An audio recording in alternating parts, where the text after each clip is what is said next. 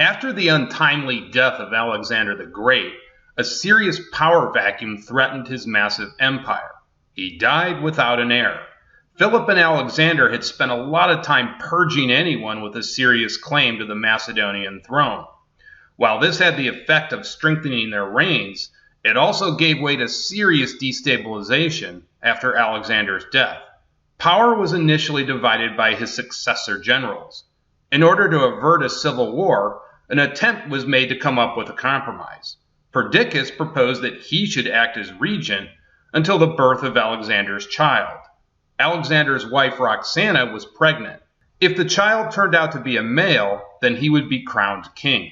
The proposal was widely accepted by Alexander's generals, but there were a few that proposed that Alexander's half-brother, Aridaeus, should rule as king, even though he was mentally impaired. So another compromise was reached, that Aridaeus would become king and should rule jointly with Roxana's child, assuming that it was a boy. Now this all looked nice on paper, but in reality it was a total farce. Alexander's generals had become quite powerful, and were not about to give up their territories and possessions without a fight. So it was the generals who truly ruled Alexander's vast empire. It would lead to 40 years of a never-ending series of murders, treachery, assassinations, and civil wars. Game of Thrones was child's play compared to this drama. And it wasn't long before any potential bloodline to the throne was eliminated. A few years after the agreement, Alexander's half-brother was executed, and his wife forced to commit suicide.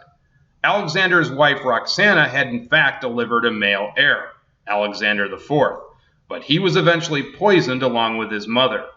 Alexander's sisters and other relatives were also eventually purged, and so it was left to Alexander's generals to fight it out for control over the empire. Now the first major problem came when Perdiccas attempted to marry Alexander's sister, Cleopatra, a marriage which would have given Perdiccas a claim to the Macedonian throne. He also began to threaten Antigonus in Asia Minor. To counter this, Antipater sent his army from Greece into Asia Minor, under the command of Craterus. This resulted in the beginning of the first of the Diadochi Wars. However, Perdiccas quickly marched his army south to attack Ptolemy in Egypt. When the campaign stalled out, his own troops murdered him. The first great attempt to consolidate Alexander's empire had failed.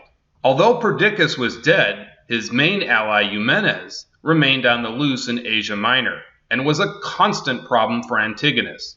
Antigonus decided to ally with Cassander, who was the son of Antipater. Meanwhile, Eumenes set up a base of operations in Phoenicia. He even managed to establish a fleet. Over the next several years, Antigonus and Eumenes fought several mostly inconclusive battles for control of Asia Minor. However, in 315 BC, Antigonus was able to plunder Eumenes' camp during another inconclusive battle. Without supplies, Eumenes' army was in a precarious position. Antigonus seized the moment and bribed Eumenes' army to hand him over on the promise he would restore all their supplies. Eumenes was arrested and then promptly executed. This effectively ended the Second Diadochi War.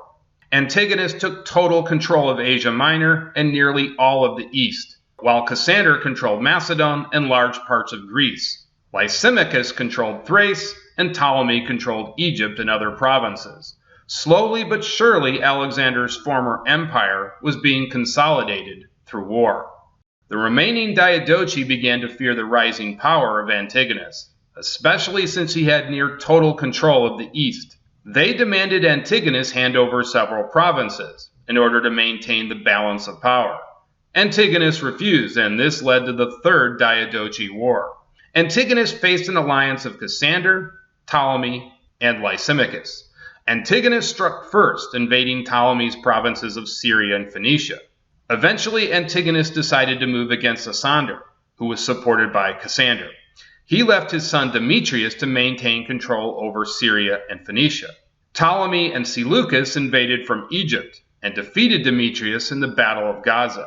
After the battle, Seleucus went east and secured control of Babylon, his old province.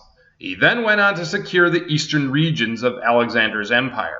Antigonus, having defeated Cassander, sent an army to Greece to fight Cassander, while he himself returned to Syria and drove off Ptolemy. Antigonus then sent Demetrius east to take care of Seleucus. Although Antigonus now concluded a compromise with Ptolemy, Lysimachus, and Cassander, he continued the war with Seleucus, attempting to recover control of the eastern regions of the empire. This effort failed, and by 309, he had to give up the eastern provinces. This saw Antigonus's kingdom cut in half, and the last real chance to consolidate all of Alexander's empire. The Fourth Diadochi War saw a resumption of hostilities. Antigonus dispatched his son Demetrius to Greece. In 307, he took Athens, expelling Cassander's governor. Demetrius now turned his attention to Ptolemy, invading Cyprus and in the process defeating Ptolemy's fleet. In 306, Antigonus attempted to invade Egypt, but storms prevented Demetrius's fleet from supplying him, and so he was forced to call off the attack. Now with Cassander and Ptolemy both weakened, and Seleucus still occupied in the east, Antigonus and Demetrius turned their attention to Rhodes. Rhodes was able to remain independent. However, by forming a compromise with Demetrius, they would support Antigonus and Demetrius against all enemies, save their great ally Ptolemy. After this, Demetrius returned to Greece and defeated Cassander once again. By this point, Cassander had enough and sued for peace, but Antigonus rejected the claims, and Demetrius invaded Thessaly, where he and Cassander battled in several inconclusive engagements. With Cassander in trouble, the other kingdoms began to fear Antigonus once again. Lysimachus decided to launch a spoiler attack and invaded Anatolia. This action forced Demetrius to abandon Thessaly and send his armies to Asia Minor to assist his father. With assistance from Cassander, Lysimachus overran much of western Anatolia, but in 301 BC they were cut off by Antigonus and Demetrius near Ipsus. However, Seleucus arrived in time to save Lysimachus from disaster, and the coalition utterly crushed Antigonus at the Battle of Ipsus. Antigonus was killed in combat, and Demetrius fled back to Greece with the remnants of the army in an attempt to maintain control there.